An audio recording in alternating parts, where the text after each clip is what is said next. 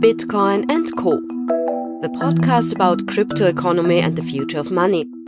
Hosted by author and speaker Anita. Hello and welcome to this episode of my Bitcoin and Co. podcast. I'm happy that you're listening. You can find more details about this episode at www.bitcoincopodcast.com. Please subscribe to the podcast, share it on social media, leave a review on iTunes, and recommend it to your friends. This supports the continuation of the podcast. The more listeners and subscribers, the more people gain knowledge about Bitcoin and Co. too. Follow me on Twitter at Anita and subscribe to my newsletter to get updates on new episodes. If you like to support the podcast, you can become a sponsor or donate to the Bitcoin address you'll find on the website at www.bitcoincopodcast.com/support. Thanks for your attention. Let's start with the episode after this short message from our sponsors. You're looking for a solution to store Bitcoin the safe and easy way? The Card Wallet is a high secure way to storing Bitcoin offline, developed by Coinfinity and the Austrian state printing house. The Card Wallet is a professional cold storage solution made with high-quality security materials and tamper-proof features that prevent the manipulation of the card. If you want to know more or buy the Card Wallet, go to www.cardwallet.com. Hello, today we have here Aaron van Wirdum. Aaron is a journalist for the Bitcoin magazine, and thank you very much for the time that you're taking your time to talk with me today here. Sure, thanks for having me.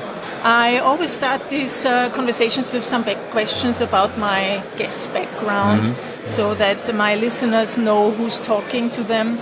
You're a journalist and write for the Bitcoin magazine. How did your interest in Bitcoin and blockchains arise? What did you do before that? Before Bitcoin, I was still in university. I was writing my master's thesis when I first heard about Bitcoin, I think.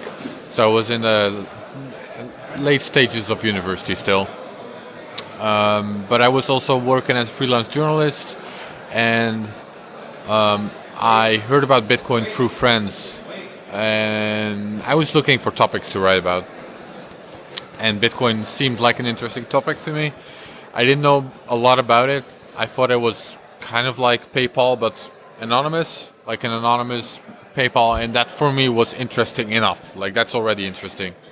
You know, it's used on the dark web for sketchy stuff, and it's just an interesting topic for a journalist to cover, right? So I started to follow it. I started to read more about it. And the more I learned, the more fascinated I became. And after a couple of months, I decided that this isn't going to be one article. I started writing a series of articles for like a personal blog. It wasn't even, I didn't even sell it to anyone. I just published it on a personal blog, which was basically dismissing the mistruths I was hearing about Bitcoin in the general media. I was kind of debunking why it wasn't a Ponzi scheme, and why it was why it wasn't just for criminals, and that sort of stuff. And from there on, I started my own news site in Dutch, and then I started to work for CoinDesk as well, and Cointelegraph, and ultimately ended up at Bitcoin magazine. I've been there for about 3 years now. Okay, so how many years now since you started writing about Bitcoin? I think I published my first blog post in like September, October 2013. Okay. So over 5 years now. Well, that's really a long time. It's in Bitcoin years, that's a lifetime. Yeah, that's true. I've noticed, maybe correct me if I'm not right, but that the Bitcoin magazine is now concentrating more just on Bitcoin. Why is that? Why is that? Well, so my personal opinion, I personally think Bitcoin is the most interesting and important thing going on in this industry. I think that if Bitcoin would fail, it would basically mean the end of all of this. Maybe not the end of all of it. Like, people will still have realized that cryptography is useful for things, but the whole blockchain narrative, the whole cryptocurrency sphere, I think it's all leaning on Bitcoin. If Bitcoin would fail, that would just remove all trust people have in these types of systems, these types of projects. I also think Bitcoin is just in itself most interesting. Like, the sound money type of value proposition is probably the best thing you can do with this type of technology. And so I think most of the projects are just distractions. Bitcoin is the main and most interesting thing going on here, so we're gonna focus on that.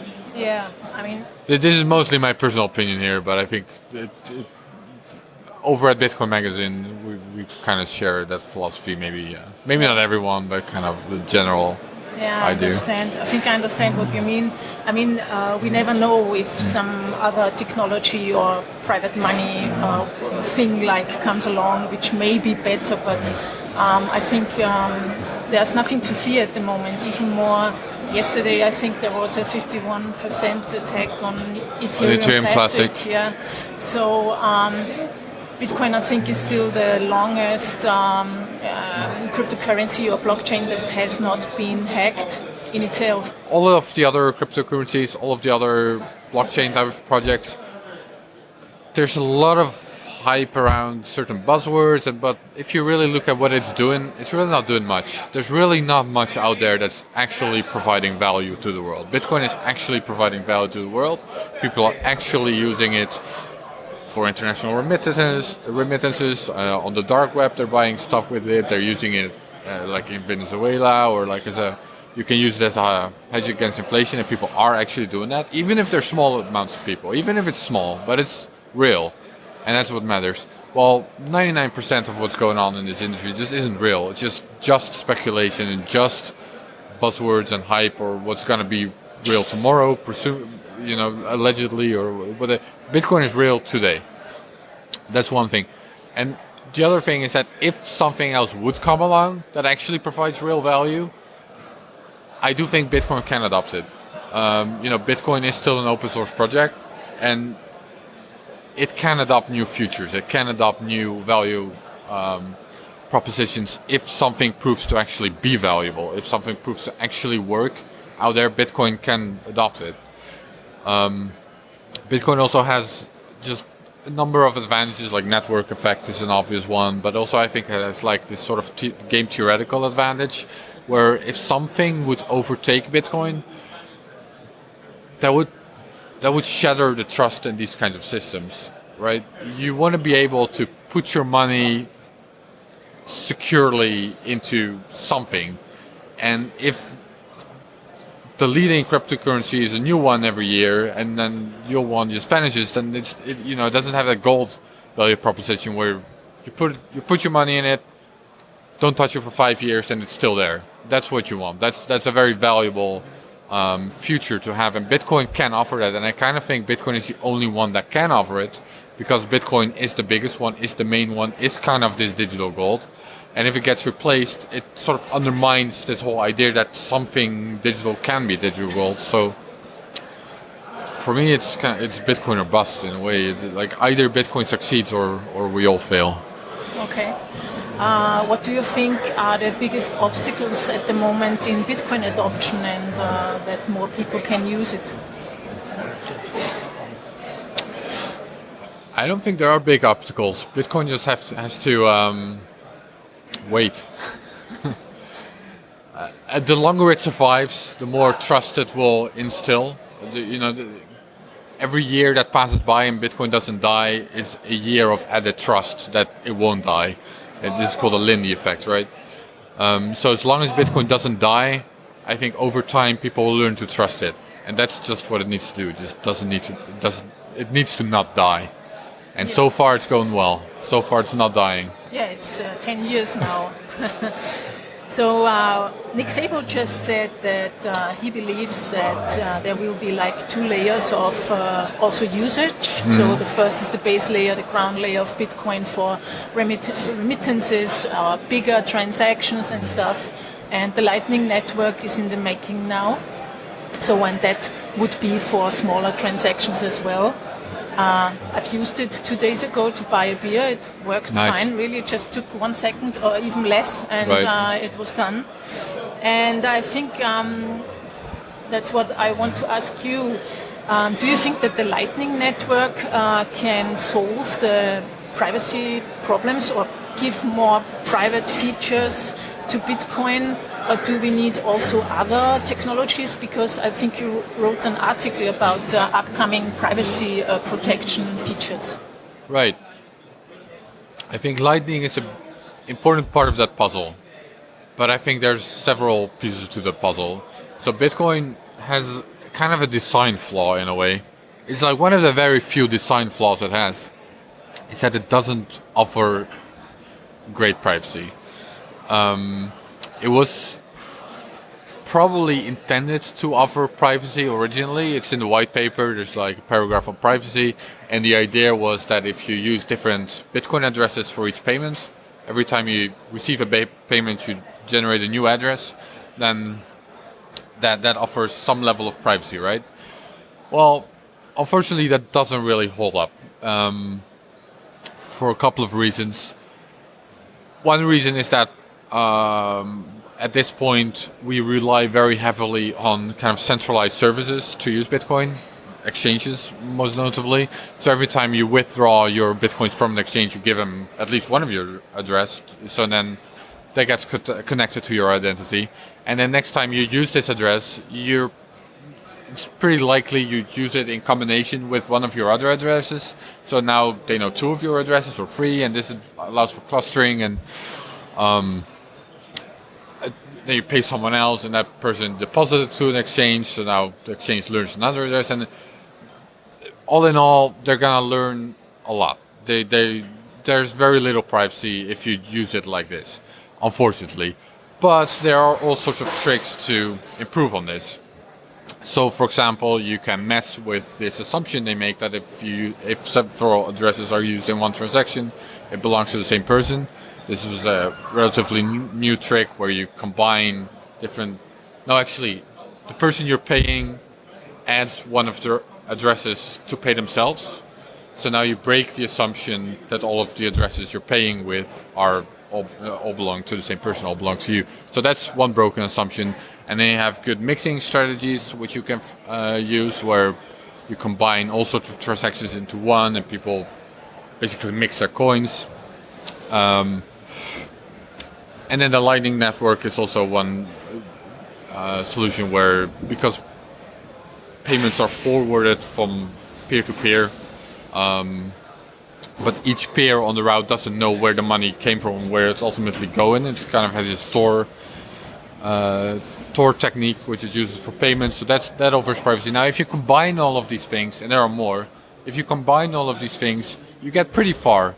Like, you may not get perfect privacy, you may not get to the point where it's like physical cash privacy, but you get pretty close, you get pretty far.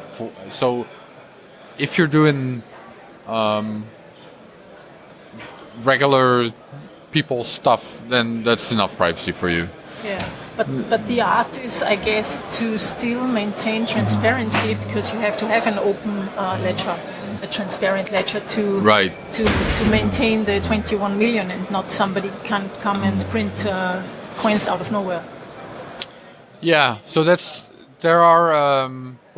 could be an interesting future discussion for Bitcoin. Actually, there are tricks to hide this, to hide transaction amounts in transactions, while still being able to validate the amounts that are in the transaction.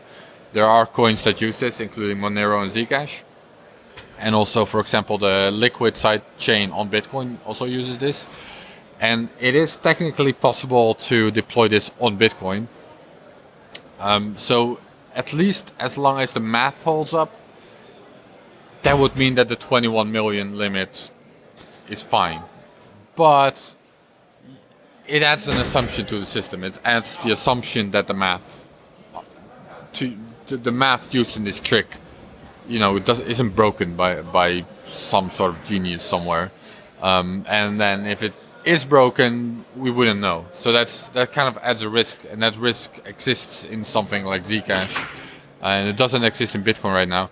So in the future, it may it's possible to deploy it on Bitcoin, but then that's a new debate to have. Like, do we want more privacy, or do we want this verifiability of the coin amount?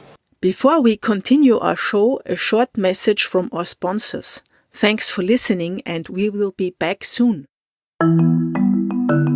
Start accepting Bitcoin, Dash or Litecoin for your business today with the Selementex cryptocurrency payment service. The SX1801 POS terminal by Selementex offers an easy system for you to accept payments in cryptocurrency absolutely risk-free and receive the exact amount in fiat, such as euro or US dollar, into your company account. Easy tax reporting tools and system integrations allow you to just go ahead with your business as usual. Sign up now with Selementex and start the easy way to crypto pay. Find more information at selementex.com.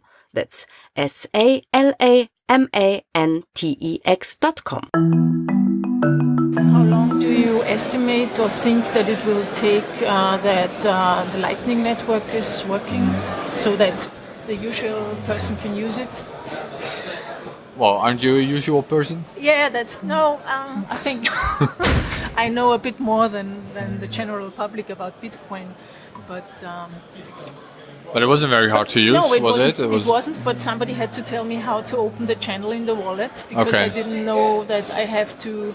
I mean, I filled the wallet, but then I had to open a channel manually with a node. Yeah. And I didn't know that. I thought I just could use it like a Bitcoin wallet. So right now Lightning works. I think it works okay, but it's still clunky. It's clunky for a number of reasons.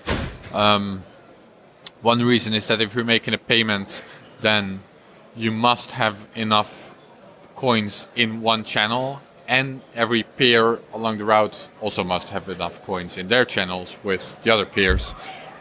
So the bigger the payment you want to make, the more unlikely that gets. Now there is a proposal to fix this through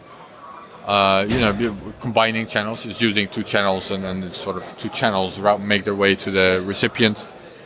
This is all cryptographically secured, that if one fails, the other fails as well. Like the other either both work or they both don't. So that would make it more flexible, less clunky. Another thing would be that, like you said, if you want to make a Lightning payment, you first got to fund your channel, which is kind of an extra step which people have to take first. And if you don't have a channel funded, then the Lightning Network is really offering a solution for you. Well, this will get solved probably in wallets itself, where you just make a payment and they'll figure out, okay, you don't see the difference anymore in your wallet. It's just a payment, and if you have a Lightning channel open, it will use Lightning. If you don't, then it won't, or it will just figure out what's the best solution for you. Or it will fund your channel while making a payment. Like you make a payment and at the same time just make it a channel, which is a good solution, because then it's a good way to onboard more people on Lightning. There's all these sorts of things that will make the user experience better. Developers don't like giving time frames for these things because it always takes longer than they want. But it's moving fast. It's moving. I mean, only a year ago, if you look at a map of the Lightning Network, there were 8 nodes online or something like this. Like back in 2017. So when 2018 started, so a year ago, there had been 5 confirmed Lightning transactions or something like this. Like only the top Lightning developers had experimented with on-chain transaction, not on-chain, mainnet Lightning transactions. Before that, it was all testnet. There had been a handful, and now it's kind of everywhere already. I mean, it's not everywhere, but it's huge. So it's moving fast, and there's a lot of enthusiasm around it, and I think a year from now will surprise us. Yeah. What do you think about things like Facebook Coin or Google Payments? I guess they will also maybe come up with coins. But I mean, there's this big problem with also privacy, and then they know actually everything about us, not only where we went to eat or where we did travel. What do you think? Will people notice this, or will they just use it like we use Facebook? I think these kinds of projects, these kind of coins, if you want to call them coins, are only very superficially similar to Bitcoin. They're they kind of look and feel the same from the surface. They're like these digital value thingies, but really they don't offer the benefits that Bitcoin offers. I'd say the two main benefits that Bitcoin offers are censorship resistance and inflation resistance. So digital scarcity, and these like Facebook coin isn't gonna offer either. There's no way they're not gonna offer censorship resistance. I don't believe that for a second. And inflation resistance probably just gonna be dollar pegged, I guess. And even if it isn't, then that's worse because that means they can inflate the money supply whenever they wish. So it has some superficial similarities, but it's not even in the same competition, or it's just something completely different. Maybe people will use it. That they're free to if they want to. Yeah, it's like like tokens, like sure. A point system, a reward system, maybe. Yeah. But therefore, they could use a blockchain as a central, transparent ledger. But if they need. But if it's central, then why would you use a blockchain? Yeah, you wouldn't need it. Yeah. Many companies or maybe also governments are going to do private blockchains at the beginning, at least. I don't believe so. They're not going to use actual blockchains. They're gonna either figure out that it doesn't make sense for them to use a blockchain because it's just inefficient and not very useful, or they're going to. Well, what they're probably going to do is they'll figure out that some parts of a blockchain are useful, like public key cryptography is like a neat future, or something like they'll learn something from blockchain.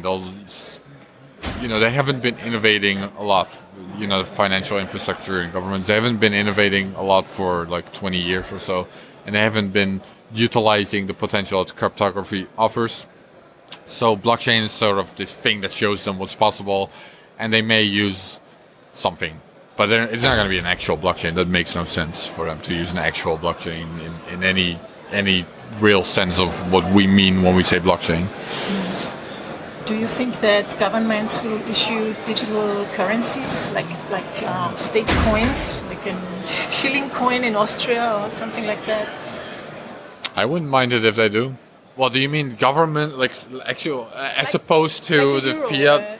Not opposed to a fiat, but actually a fiat currency as coin. I mean, and to say it's also now on a blockchain, and we also use this technology. It's like Bitcoin, but only issued by us. But actually, yeah. Well, there are some governments already that I think Ecuador has like a coin kind of thing, and also Venezuela has the petro. Yeah. So there are some governments that are issuing their own quote-unquote cryptocurrencies, but again, they can't offer the benefits that Bitcoin offers of censorship resistance and inflation resistance. Yeah. They can offer other benefits potentially. If they would use the public key cryptography for ownership. There's some interesting things they could do there, where you don't have to keep your money in a bank, but you can actually have your money in your own wallet, like have central bank kind of cash in your own wallet instead of having to deposit in a bank. That could be interesting, I think. Yeah. So to cut out the middleman in the sense of the banks, you mean? So right. Well, right now, if you have your money in the bank, you don't really have your money in the bank, right? You have a claim on the bank to get money if you want it, and then they have to issue the cash. And cash money and bank money is a very different thing. So right now the only way for people to have cash money is to actually have the physical stuff. While banks themselves can have digital cash, which is actual cash in the central bank. So if the central bank digital cash would become available for the public, I think that could be interesting. That way you could, you don't want to hold 10,000 euros under your mattress probably, or even more than that, because your house could burn down or it could be broken into. While if you could have that actual digital version of that on like a hardware device, I think there's some, could be interesting, potentially. What do you see for this new year? What will come now? I mean, last year it's still or let's say in 2016, 2017 we saw a lot of ICOs. Mm-hmm. Now ICOs are not so popular anymore. I think now security tokens are another thing that are talking about very often. What do you think? Security tokens, aren't these just ICOs under a different name? Because ICOs got a bad name, or? Yeah, I think security tokens are also used to say to digitalize properties, for instance. Yeah. Like a house or a company. Yeah, it would be then an ICO. Yeah. Well, in a way. I think a lot of these types of things are hard to digitalize. Well, you can digitalize them, but ultimately a house is a physical thing, and it needs physical security. If someone claims your house and goes on living in your house, then you call the police and you tell them, that's actually my house, and you can prove that through a digital registry, or I don't know, actually, is it a physical registry? Either way, the point is it doesn't really matter. Like you can decentralize it or centralize it, but ultimately you still rely on a central service to protect you. So does it? It's not that useful to decentralize it. I think. Is the connection between real world and digital world. Yeah, that's the problem. There's an argument to be made that if there's a very corrupt government somewhere, then they can still steal your house from you. But if you still have this sort of decentralized property registry, then at least that would be a pain in the ass for them. You can sort of show to the world that they're being corrupt, and then they may not care about that. They may not give your house back, but at least you can sort of publicly complain about it. It's hard to connect the digital and physical world in this way. Stuff like blockchains work best for native digital things. That's the best use for them. Coming to an end now, do you have any book recommendations or videos or stuff for the listeners on Bitcoin for newbies, or digital currencies, the history, or something like that? Or what do you read? I would recommend Nick Szabo's blog, which is called Unenumerated. It has lots of blog posts, but some of the best ones are Shelling Out on the Origins of Money, the one on social scalability. I'm not sure what the exact name of that was, but also much older articles like Trusted Third Parties or Security Holes. I think a lot of these blogs are excellent, and they really explain why Bitcoin makes sense in a way. Nick Szabo, of course, invented BitGold, which was a precursor to Bitcoin. Some people think he may have been involved with Bitcoin as part of Satoshi Nakamoto or something like this, but he denies this, so let's assume he's not involved.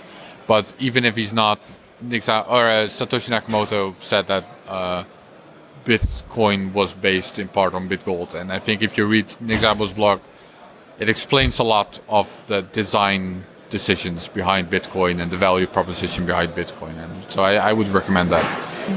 Okay, thanks, nice.